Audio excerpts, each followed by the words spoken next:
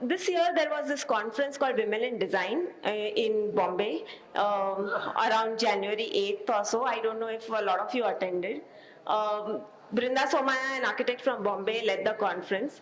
So she did this same conference around 20 years back. And there was this question that was asked to her that when she sees women who practice in architecture in India, does she see a difference?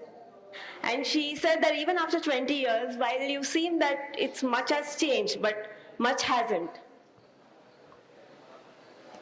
And so then we come to the idea of hierarchies. There are set hierarchies within a system that go on.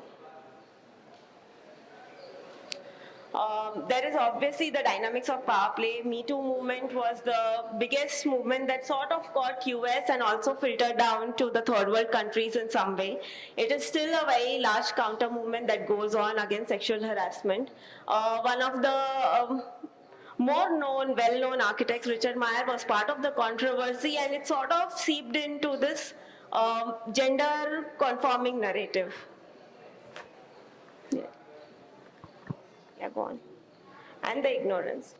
So while coming down to the brief, this was a large part of the brief for this year. She is Dennis Scott Brown. She is part of Venturi Scott and Brown Associates from US. She was one half of the partnership of the practice, and she was also instrumental in authoring their book Learning from Las Vegas and a lot of things. But when the Pritzker Prize awarded the honor to their practice, it only named Robert Venturi as the lead architect, and it gave the award entirely to Robert Venturi, and Dennis Scott Brown was sort of kept out of it. From a lot of accounts, what happened is that there was a petition which came from Harvard. Two students from Harvard started a petition saying that she needs to be acknowledged in the Pritzker as a Pritzker laureate equal to Robert Venturi. Till now, out of the 40 people who have been awarded the Pritzker Prize, there have been only 2 women, out of which one. The other part was part of a larger practice from Japan called Sana Architects. And now she's part of the main Pritzker jury.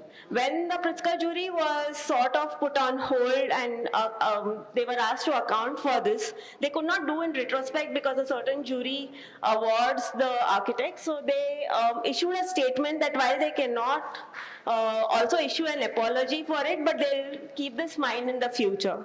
But what happened to Dennis Scott Brown is also one story where when the Pritzker committee called Robert Venturi, it didn't occur to him to say that, no, my partner is an equal part of this.